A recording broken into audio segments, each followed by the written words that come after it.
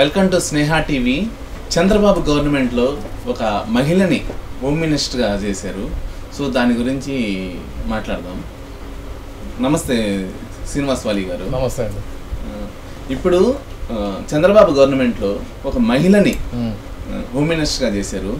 So అదేవిధంగా అసలుకి దీన్ని ఎలా చూడొచ్చు అంటారు అంటే, అంతకుముందు రాజశేఖర్ రెడ్డి గారు సబితా ఇంద్రారెడ్డిని హోమ్ మినిస్టర్గా చేశారు.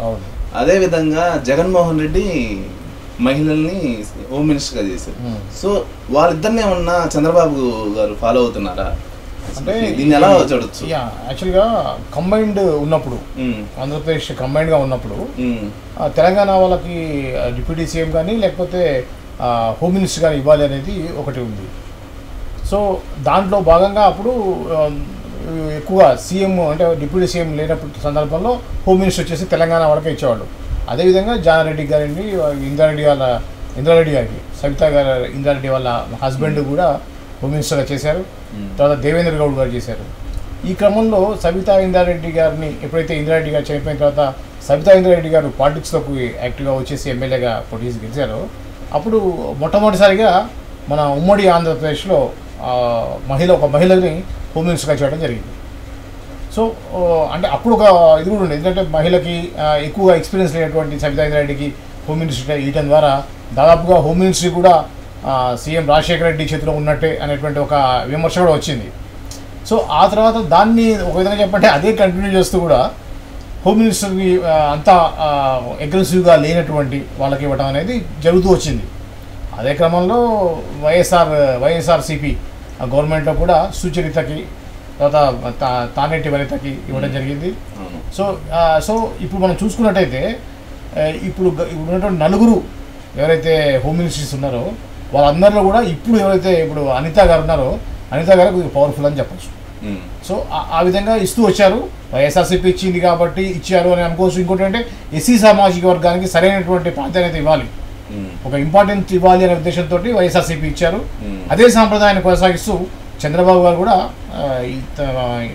అనితకి ఇచ్చారు, అనిత గారికి ఇచ్చారు. అనిత గారు కూడా మంచి ఇది తెలుగుదేశం మహిళా దానికి అధ్యక్షురాలుగా చేశారు. రోజా గారితో ఆమెకి జరిగినటువంటి కూడా మనం చూసే ఉంటారు. అవును, ఒకప్పుడు వాళ్ళిద్దరు అసలు వైఎస్ఆర్సీపీ సైడ్ నుంచి ఫైర్ బ్రాండ్ అంటే రోజా గారు కనిపిస్తారు. అదే విధంగా టీడీపీలో ఫైర్ బ్రాండ్ ఎవరైనా ఉండాలంటే అనిత గారు కనిపిస్తారు. సో వాళ్ళిద్దరికి పోటాపోటీ బాగా ఒకప్పుడు జరిగింది. సో అంటే ఇది టీడీపీ అంటే వైఎస్ఆర్సీపీని ఏమైనా ఫాలో అవుతుందా అనే ఒక కోణం కూడా కనిపిస్తుంది. అంటే తెలుగుదేశం దానికి సంబంధించిన మహిళా అధ్యక్షురాలు అనిత. సో అనిత గారు పాయకరావుపేట నుంచి ఎమ్మెల్యేగా పోటీ చేసి గెలిచారు, ఒకసారి ఓడిపోయారు, మళ్ళీ ఇప్పుడు గెలిచారు. అయితే ఏమైందంటే రోజా వైఎస్ఆర్సీపీ గవర్నమెంట్లో ఉన్నప్పుడు రోజా చాలా భయంకరమైన విమర్శలు చేసింది. అనిత ఒక స్కూల్ టీచర్గా ప్రస్థానం స్టార్ట్ అయింది. దాని తర్వాత అటు నుంచి రాజకీయాలకు వచ్చారు, ఎమ్మెల్యేగా గెలిచారు, తెలుగు మహిళా అధ్యక్షురాలుగా చేశారు. ఈ క్రమంలో ఆమెను టార్గెట్ చేస్తూ రోజా ఏం చేసిందంటే వాళ్ళ హస్బెండ్ గురించి పర్సనల్ లైఫ్ని తీసుకొచ్చింది.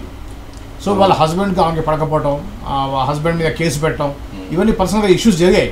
అవును, చంద్రబాబు గారి వైఫ్ని కూడా వైసీపీ వాళ్ళు టార్గెట్ చేయడం జరిగింది. అవును, ఆ ఇష్యూలో అనిత అసెంబ్లీలో ఏడవడం అది పెద్ద ఇష్యూగా అయినప్పుడు ఆ సందర్భంలో చాలా మంది రోజాకి వ్యతిరేకంగా కూడా చేశారు.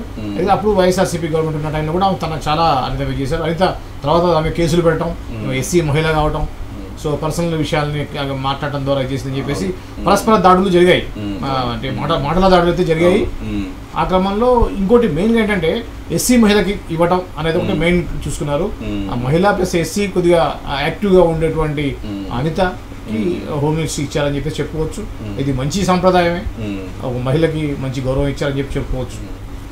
థ్యాంక్ యూ శ్రీనివాస్ గారు.